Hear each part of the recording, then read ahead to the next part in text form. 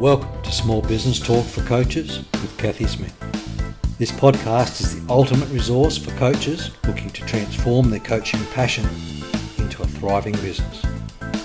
Cathy Smith began a journey as a marketing professional in 2001 and has helped thousands of businesses to grow.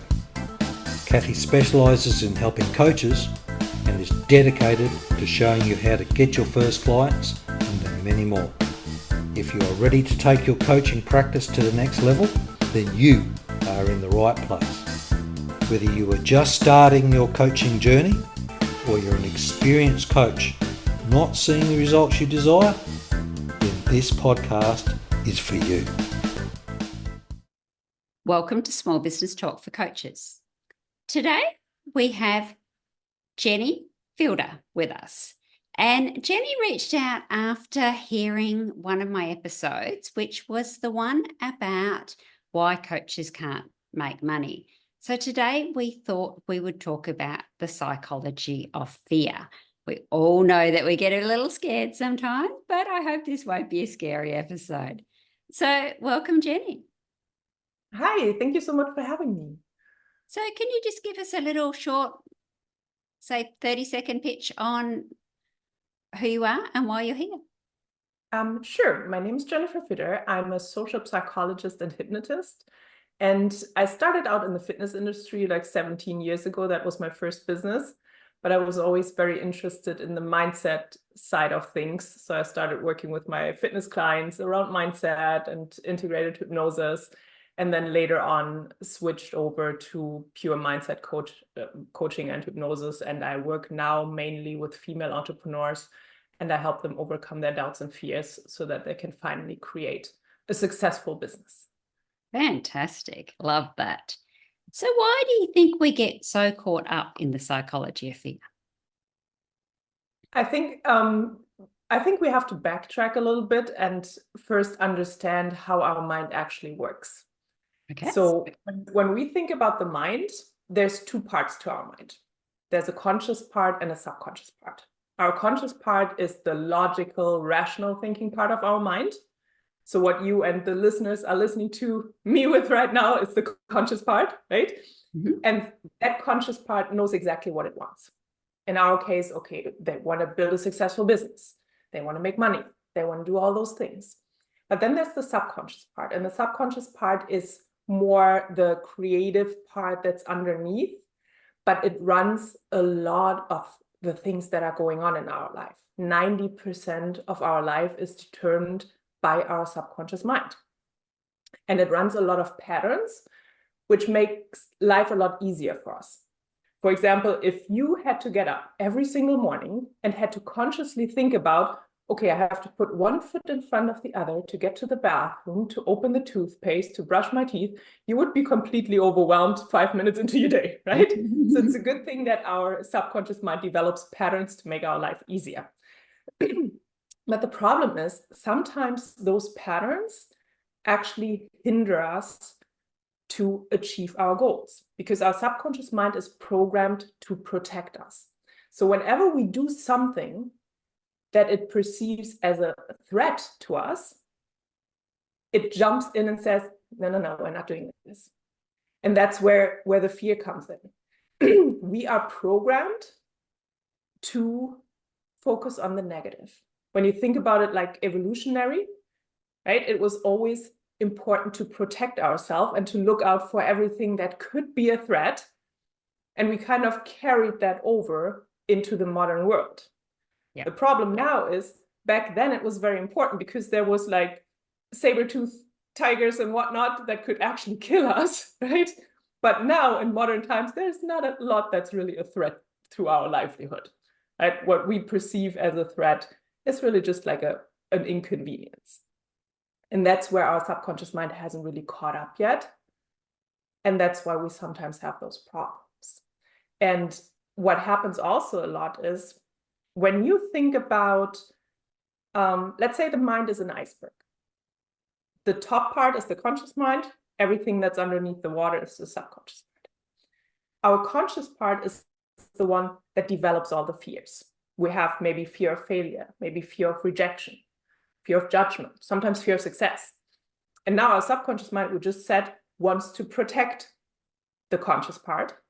So it develops patterns. And a lot of those patterns, when we're talking about fear in business, are related to perfectionism or procrastination or simply avoidance.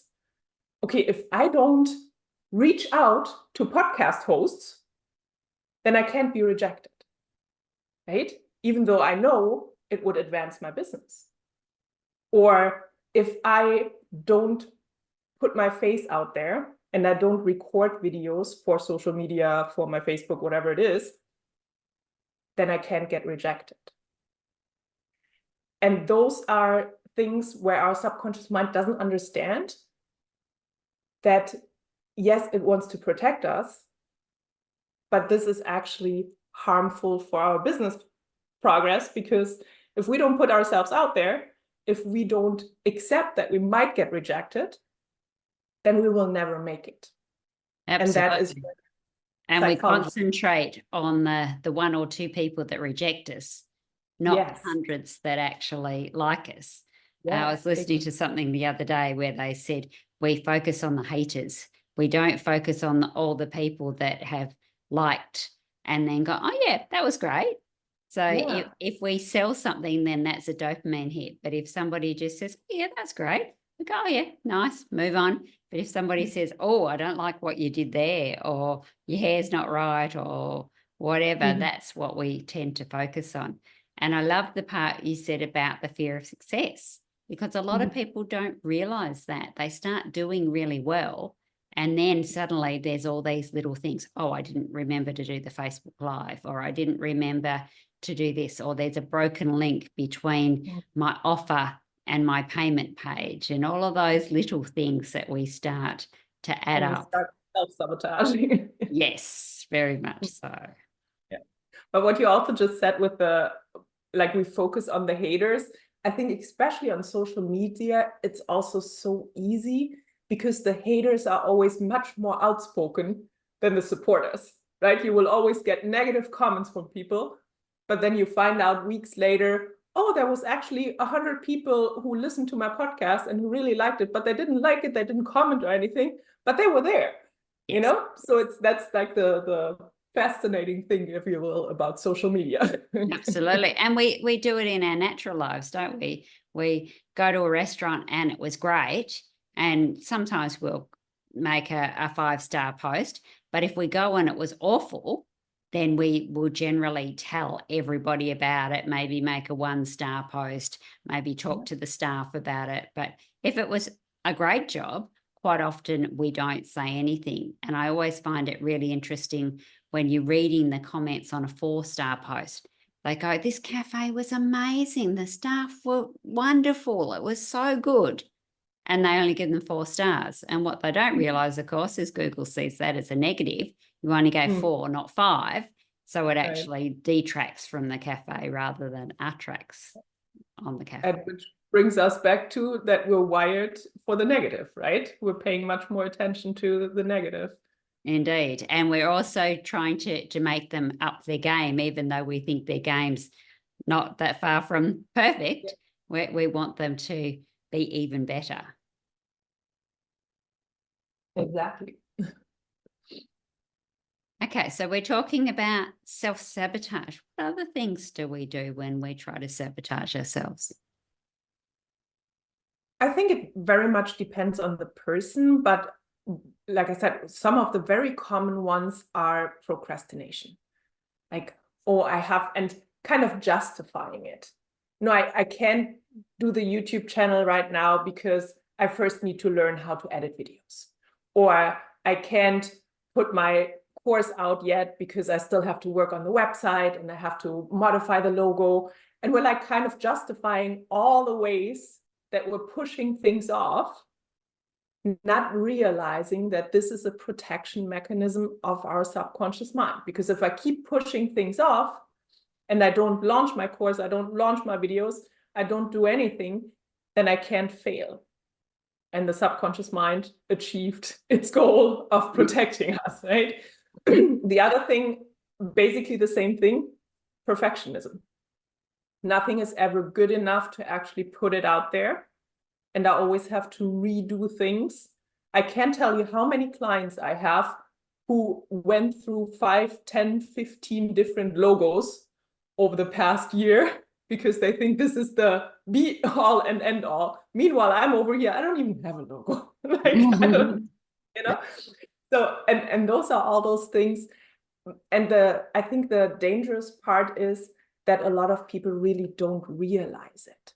Indeed. Because what happens is you're still busy, right? And you get the feeling, I'm working so hard on my business because I redo the logo all the time. I redo the website all the time. I keep shooting videos for the program that I will never launch. So you're always busy. You're always doing something. And you get very frustrated because you think, I'm working so hard, but nothing ever comes of it. Not realizing that you're just doing the busy work instead of the important work. Indeed. And you If you see did that the a lot thing- with rebranding. People are doing quite well with what they've got. So suddenly they need to rebrand again and up their images and all of that sort of thing. Whereas quite often, like you say, that's just busy work. And if they just kept going step after step after step, they would be so much further along. Yeah. And really focusing on, I think if you would really sit down and ask yourself, okay, what is going to be the one thing that can actually get me clients, that can make me money? And then you just focus on that one thing for a month. You would be so much further along than doing the 5 or 10 things that keep you busy all day long, but don't get you anywhere. And that's also why people get so overwhelmed all the time, right? Because they're doing all the little things that are really not that important, while neglecting the 1 or 2 things that could actually get them somewhere. And then they say, well, I have my full-time job, I work my 9 to 5, and I don't have the time to do all of this. Take an hour a day, focus on the really important thing, but actually do it. And then you will see that by the end of the month, you might already be much further along than you thought you would be. Yeah. And I think that's the thing that social media perpetuates is we see some of these bigger coaches in particular, and they're everywhere. So we think that we need to be everywhere. But what we forget is they're only everywhere now because they've been doing it 5 years or 10 years, and they've got a huge team to run that. It's not one person trying to do a video and then chop it up and then make quotes out of it and all the other things to get it right across. It's just the team doing it. Whereas if you just concentrate maybe on just doing one live or just doing that one thing that actually moves your needle. Yeah.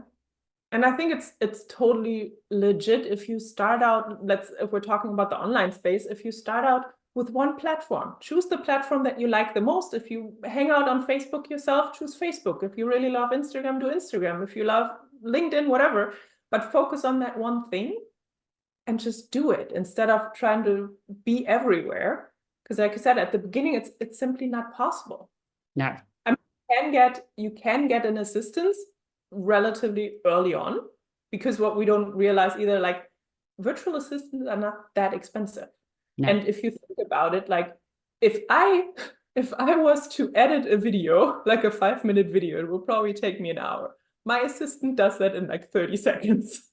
So you have to think about it. You know, if you have a 9-to-5 job and you have money coming in, take a little bit of that money, invest it in hiring somebody who helps you with the things that you're really not good at, so that the little time you have, you can spend on actually moving your business forward. Absolutely. And the only caveat I'd put to that is make sure that your client's on the platform that you're keen on as well. So that's probably the thing, is look for where your clients hang out. And then if you like that platform as well, then that works really well. And also, sometimes it's even best to pay someone to do things that you like. If that's not in what's going to move the needle, if that's not the thing that only you can do, then you're far better off paying someone to do that for you, because then that frees up your time. And if you're only working on your business an hour a day, you want to work on that one thing, that really critical thing that is making the needle move, not editing the video just because you can and you're quick at it and then ending up down goodness knows what rabbit hole. And once again, busy work, so that you're self-sabotaging because now you've only got 30 minutes for that day and you can't actually make the content that you need. Yeah. And then we're also coming back again to that fear part where some people think, okay, I'm scared to invest in my business. I don't make any money yet. Like, how can I hire an assistant? But when you think about it, if that assistant works for you just a couple of hours a week, that's not a lot of money, but it frees up so much time for you that you could actually make money. And if you charge, I don't know, $100 or whatever as a coach, don't you think you can pay $20 to an assistant so that you actually have the time to make that money? You know, so it's a fear thing again, right? Absolutely. How can I justify spending money on my business that is not generating anything yet? Indeed. And I think that's an important thing to learn, especially for new entrepreneurs, is you have to invest a little something. Yes. I mean, it's always good to keep the overhead low and to not, invest $10,000 in a coach if you really don't have the means for it. But like, you have to invest a little something somewhere if you want to build something. That's just how they say, you have to spend money to make money. Absolutely. And I think it is overcoming that fear and making sure that you are spending it wisely, because as coaches, we're generally quite happy to spend it on coaching or training or another certification or a qualification. But at the end of the day, can you use what you've got right now? Okay, it mightn't cover absolutely everything, but will it be enough to get some one-on-one coaching, to start making some money, to get that assistant? And then you can look at those other nice 5 shiny qualifications that would be really cool to have, but probably not needed quite at the moment. And that's also a procrastination tactic again. Right? I always tell my clients, when I started first my fitness business, like I said, my first business was a fitness business. And I was so insecure. I think I have 12 or 15 certificates, like everything and nothing, like throw it at me, I got it. Because I always had the feeling, no, I need to get better before I can actually, go out there. And I was always looking at other coaches and it's like, no, they know so much more than I do. And that's a procrastination tactic. Right? You keep repeating the same pattern, you get more courses, you read more books, you invest in whatever, because you're scared to make the leap and actually say, ta-da, this is me, buy from me. Yeah. Right? So that's something to be very careful with. Absolutely. And I can't possibly take on a client right now because I'm still doing my insert, the qualification. I'm still doing that course. I can't do it because I'm writing a book. Once I've written the book, then I'll be fine. Yeah. Procrastination at its finest. Right there. And that's why there are so many books, so many courses, so much content sitting on people's hard drives that will never get there. Because sometimes you actually just have to get in front of people, tell them you're a coach, tell them that you do one-on-one coaching, and ask them to pay you some money. Yes. And I think that's the hardest part for most people. I have so many clients who come to me who are just scared of putting themselves out there in what form ever. If they're scared of shooting videos, if they're scared of going to network events, if they're scared of just reaching out to people and say, hey, how is it going? Just wanted to check in with you. Haven't talked to you in a while. And I think that's one of the major things how you can make money. You have to talk to people. Right? And people have to see your face. And people have to know what you're doing. That was one of my very first coaches always told me, you really only have one job. You have to let people know what you're doing. Everybody in your vicinity has to know who you are and what you do. And if you're not able to communicate that, you will never be successful. No. And to be able to do that, you have to get over this fear of rejection, of failure, of judgment, because it will always happen. That's just part of the game. Not everybody is on your level. Not everybody's on the same page with you. Not everybody's interested in what you're doing. So you're not for everybody, and that's fine. Right? But you still have to put yourself out there. Yes. And I think another big fear, and particularly in the coaching industry, people are worried about asking people for money to be actually paid for it. Wellness people think that, oh, well, you can get that for free. Yes, you can. But at the end of the day, you've also got to make a living and be able to feed your family and all of that sort of thing. So if you're not going to be able to ask people for money, then maybe you should be doing something else and doing your wellness coaching as a pro bono or something on the side. So have you got any tips about asking people to pay you? I think the first thing is really you have to be comfortable with what you offer, and you have to be confident enough to say, okay, this is me and this is what I have to offer. Because a lot of people are so scared, like I said, of rejection, of judgment or whatever, that they don't have the confidence, right? But in order to put yourself out there, you have to kind of get comfortable with the idea that not everybody's going to like you, right? And you also have to realize, because I have a lot of clients who say, like you said, there's so much like free material on the market, like everything that I can offer, they can get for free on the internet. And yes, they can. But what we do as coaches is we organize the information for them and we hold them accountable. Yes. And we kind of bring that information, we condense it, that it applies to the specific client. Because if they could solve their problem with free stuff on the internet, they would have already done it. Indeed. Right?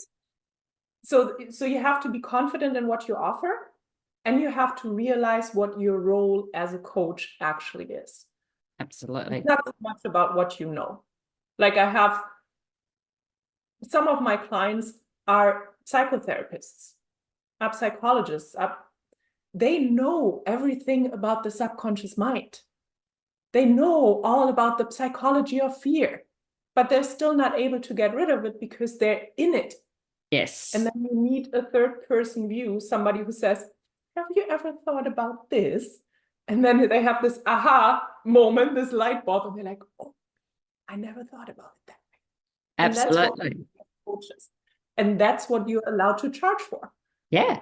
Yeah. Right? And that's the thing, is that it's also got to do with the fact that they've paid for it, and it's that buy-in. So when you generally pay for things, you want to get your money's worth.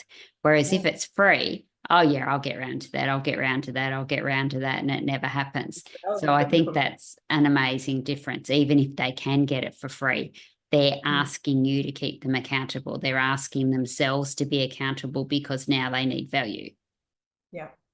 Yeah. 100%. And I also love that coaches have coaches, because yes, we all know a lot about the subconscious mind and coaching industry and the questions we ask and all that sort of thing. But it's just really amazing when a coach says something back to you and you go, oh yes, of course. And I love the question when you are coaching a coach is, if you were your own coach, what would you be asking? And quite often that can turn it around and people can go, oh, yes, I'd be asking this, this, and this. Oh, yes. Yeah. But that's why I find it very important to have, as coaches, to have our own coaches. I do a lot of supervision. Like we don't call it coaching, then it's supervision, but it's the same thing, right? Because you're in your own head and you sometimes don't see the things, you know, how a third person would see it. And if I am somebody who offers my services because I believe in coaching, then I have to be willing to invest in coaching myself. Indeed. Right? Indeed. I can't just say, yeah, I want you to pay me a lot of money. I'm good because, you know, I know everything, because that's not the case. I learned so much during my supervision sessions or just like conversations with other hypnotists. And I think it's so important because it advances you as a coach as well. Like you get better through coaching. Yeah. And quite often we're working from our conscious mind, and it's just that level or two under in the subconscious, and then somebody else can see it by our behaviors, or sometimes our lack of behaviors, like you say, procrastination or not putting ourselves out there. You go, oh, you said you were going to do that video. You said you were going to do it on Monday. And look, now it's Friday and you haven't done it. Why do you think that might be? What happened? Yes. Yeah. And sometimes being curious is hard for ourselves to be curious about ourselves, whereas it's much easier to be curious about somebody else sitting in front of us. Yeah. And it's also a scary thing again, right? If you want to dig deep into your own subconscious mind and what's going on. And I have that with a lot of my hypnosis clients who are coaches. And like I said, I work mainly with female entrepreneurs. And they have a lot of money blocks. Like, I don't like this word money blocks because it's so, new age or whatever. But it's a lot of fear around money. Yeah. Am I worth enough to charge that much? Or can I ever be successful? Can I ever make that much money? And it's kind of, even when you're a coach, it's very scary to dig deep and find out, okay, why is that actually happening? Why am I thinking this way? And then having somebody else who guides you through the process can be tremendously helpful. Yes. And often money blocks are about leaving the tribe, and particularly people that have been very close to us for a long time. So they might have come through schooling with us. They might have come through our early parenting years and things like that. So now that we're starting to look at making money in a different income bracket to them, we're worried that we're going to leave the tribe. And it gets down to exactly what you were talking about before, about our old brain telling us, oh, if you leave the tribe, then the lion will be able to eat you. Whereas, of course, that's not the case anymore. But we're worried about growing and changing, whereas the tribe around us hasn't. So therefore, we're now an outlier and an outcaster. And so that can be really difficult. And by having that coach, we're almost making a new tribe. So then that becomes much more comfortable for us to be able to stretch into those income brackets that we never thought were possible. Yeah. And I think that's also something very important, especially for new entrepreneurs to realize, because that, like we said, it's all evolutionary, right? You were always part of a tribe because the tribe protects you. And then fast forward into the modern world, we still had the same thing in school, right? If you were not part of the famous ones or the hip ones, then you had a problem. You would be bullied or whatever. And then we carry that into adulthood, not realizing that if you want to be successful as a business owner, as an entrepreneur, as a coach, whatever it is that you do, you kind of have to stand out. You have to become your own self. You have to be different from the others. And yes, sometimes that means leaving people behind, or just like going in different directions, because some people are just meant to be with us for a specific amount of time, for a specific, time frame in our life, and just being okay with that and learning to be okay with that. And I think that's where a coach or hypnosis or whatever form you want to use can be very helpful as well. Yes, absolutely. And I think it was an Oprah Winfrey quote when people said to her, but you didn't bring people with you. And she said, no, they chose not to come. There you go. Yeah, exactly. And once again, just the psychology of how we're thinking about it. Yeah. I love that. Okay, so we're talking about the psychology of fear. Are there any tips that you would have for people to maybe recognize or overcome these fears that we've been discussing? So the first thing, like you said, is really recognizing that I do have a fear or a limiting belief or whatever it is that is holding me back, because you have to know what you're working with, right? And when in my own practice, it sometimes, or it happens a lot of the time, that people are already aware of it, because when you come to a hypnotist, I'm usually not the first person that people go to when they have a problem. It's not like, oh, I have a problem, where should I go? A hypnotist. No, they've tried a lot of things and nothing worked. And then they say, okay, what about hypnosis? Okay, fine, I'll give it a chance, So I have a lot of clients who are already very aware of what is holding them back. But in order to address that you really have to get to this awareness. And sometimes it's as simple as asking your subconscious mind.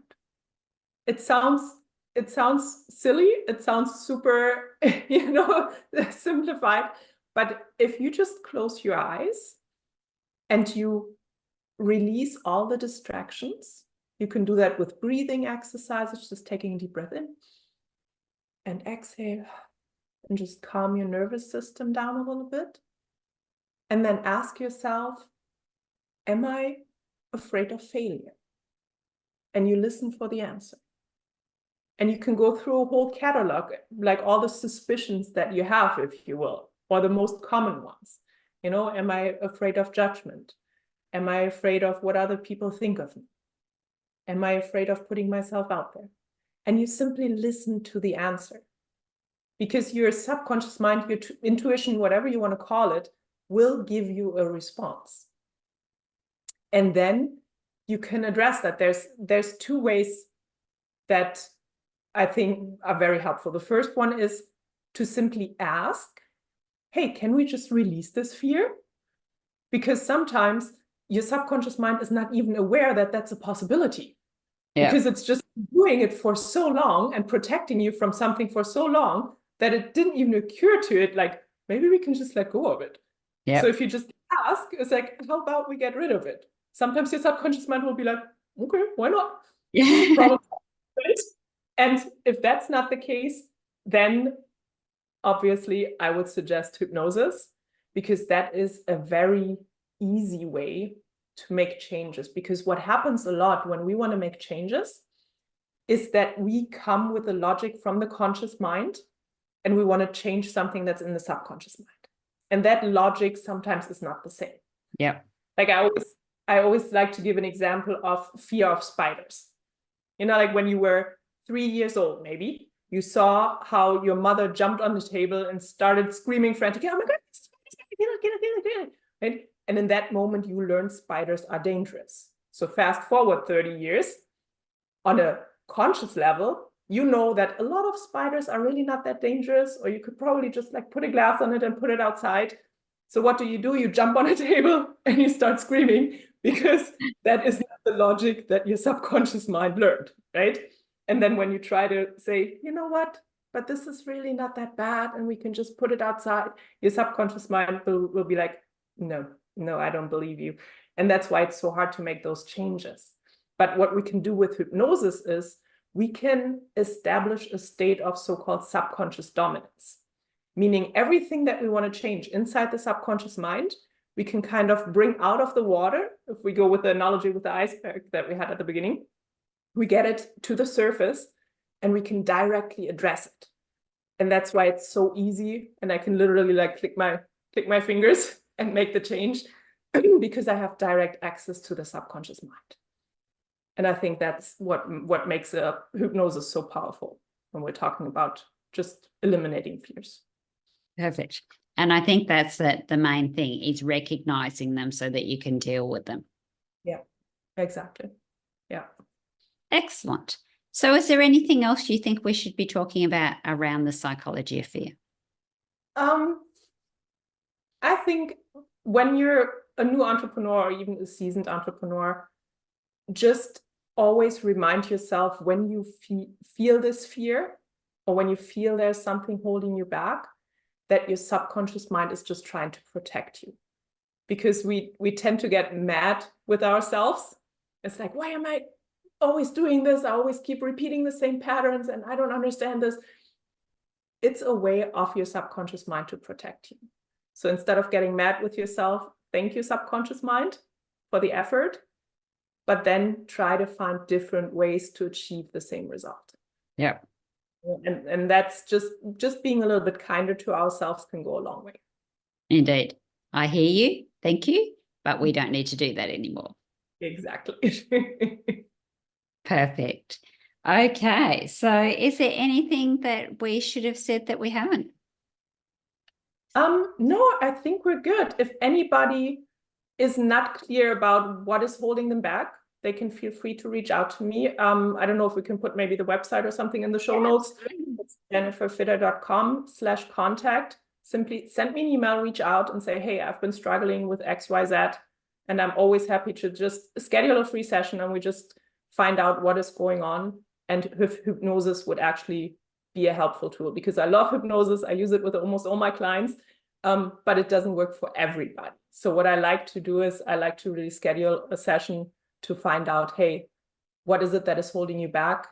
And are you a good subject, if you will, for hypnosis? And then we can decide if we should move forward with that. So I'm happy to do that. Just send me a message, jenniferfidder.com/contact, and we'll figure it out. Fantastic. So at this point of the podcast, I get to ask 5 questions. So are you game? Okay, let's do the hot seat. Indeed, indeed. What is the best advice given to you by a mentor? Be patient. Nice. What is the biggest help that you have received since starting your business? The biggest help, I think just bouncing off ideas with other hypnotists, because like when you speak something out loud and you get feedback, it kind of helps to clear things up a lot. Indeed. Sometimes just verbalizing it is all you need to be able to release it. Yeah. What is the one thing that you have to do every day, your non-negotiable? Center myself.